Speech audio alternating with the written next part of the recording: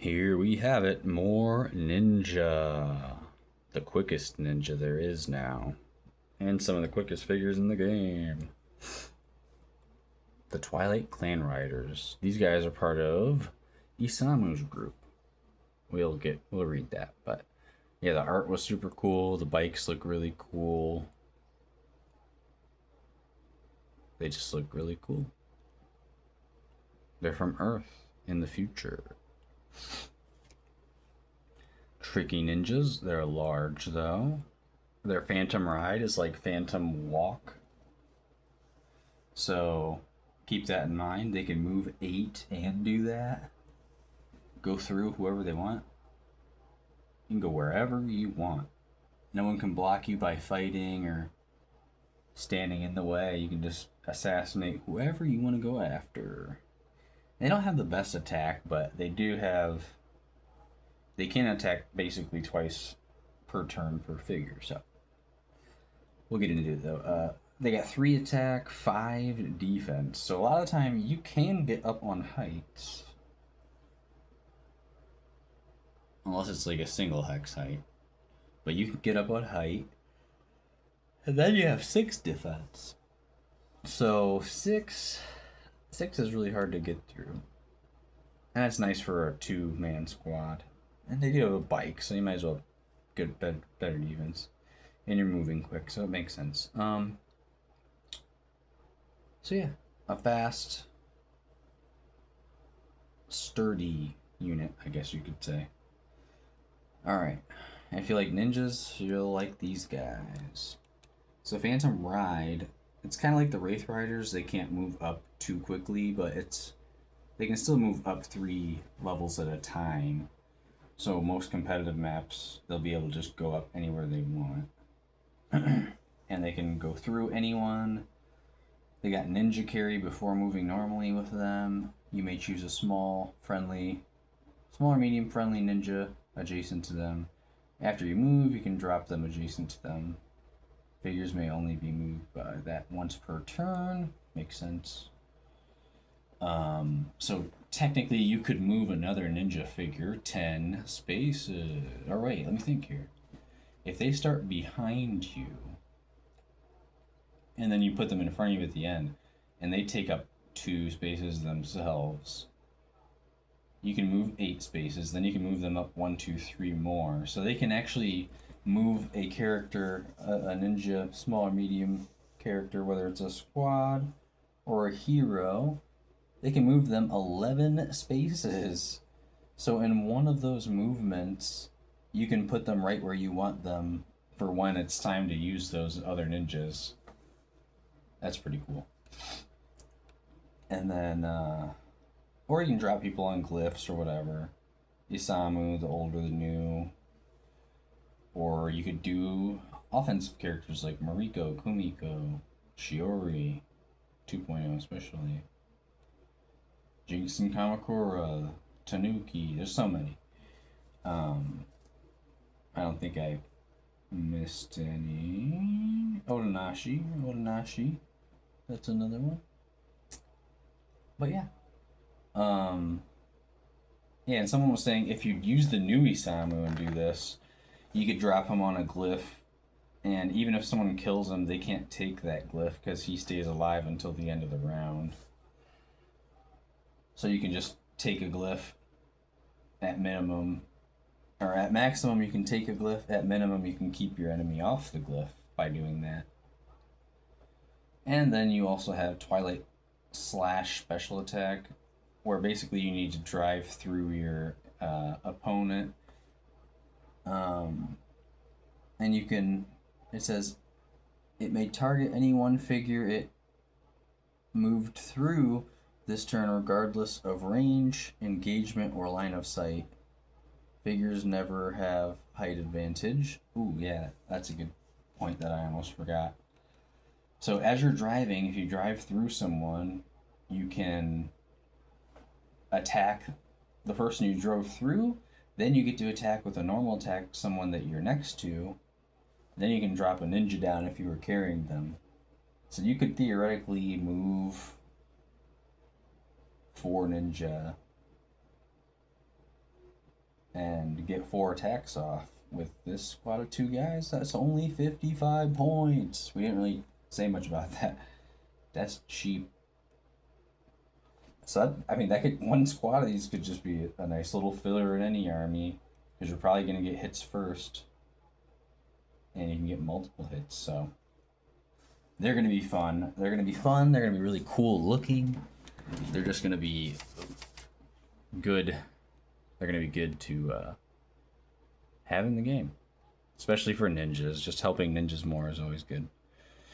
All right. Let's go to lore. The big long lore here. So, it says, Hayato twists the throttle of his bike as hard as he can, pinning it at maximum acceleration, but the pursuit cars are still gaining. One of them pulls up beside him, sirens blaring. They're trying to force him off the road. A curve approaches fast, the perfect opportunity to slip away. In one fluid motion, he unsheathes his sword and leans into the curve.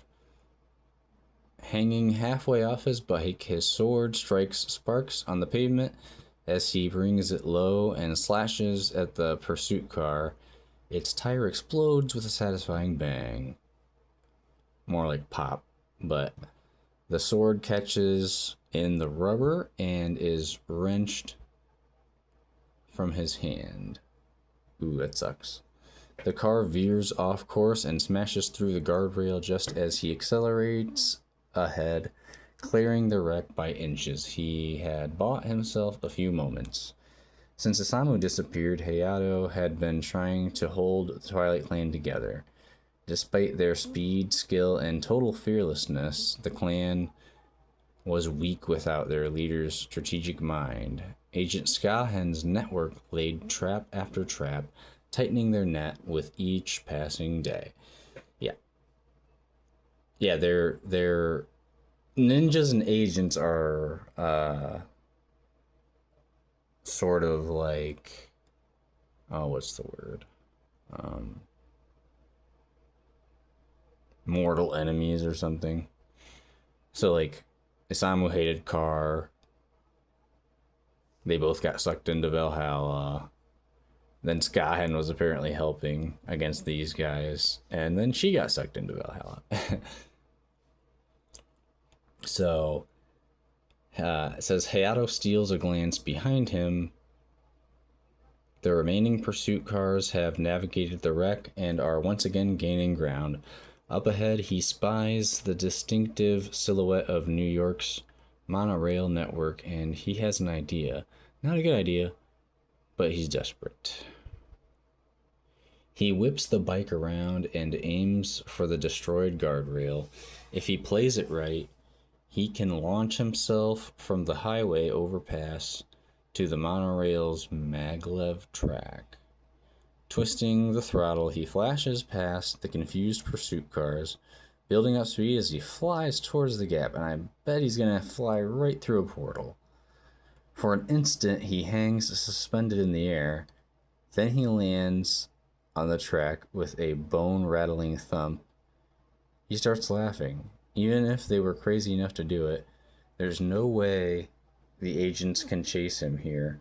But the laughter dies in Hayato's throat as he catches sight of the train barreling towards him at 300 miles an hour. He closes his eyes, ready for the end. It doesn't come. He opens his eyes just in time to come skidding to an abrupt stop. Before him stands a colossal red-skinned man wearing an elaborate spiked helmet, a pair of leathery bat wings protruding from his back. "Welcome," the figure says, smiling slightly. "Many of your friends are already here." Like Isamu and maybe some more of them. Fun. That's Utgar, obviously. Said that. What else? Oh yeah, so he didn't jump through the portal, but as he was skidding and saw the train, he ended up going through the portal, so I almost was right. That's cool. I like that lore. Alrighty. Let me know what you guys think. What do you think about these art, the figure, the lore. Yeah, they're gonna be fun, super fun. I ordered only one, but I could see people ordering like 3 or more of these boxes because they do come in 2 squad sets now, if you didn't know. So if you buy a box, you get 2 squads of 2. Just like with the other things, if you buy a squad of 3, you get 6 guys. If you buy a squad of 4, you're getting 8 guys. And it's cheaper now, guys. If you didn't know, it's cheaper now. Go on the Renegade store. You also have to go on the Renegade store to get like Krampus and Deathwalker in the pre-order at least, and that for free. And then something else was, oh yeah, Dr. Morenstein box that we're gonna get to with 2 guys in it. You gotta get that on a Renegade site. So if you're getting it somewhere else because it's cheaper or whatever, it's cheaper now at Renegade, and you can get free stuff, and you get points that you can use later for cheaper stuff. And there's a couple things that you have to get on there, so make sure you do that. Alrighty. Like, subscribe, and I'll see you in the next one. Bye-bye.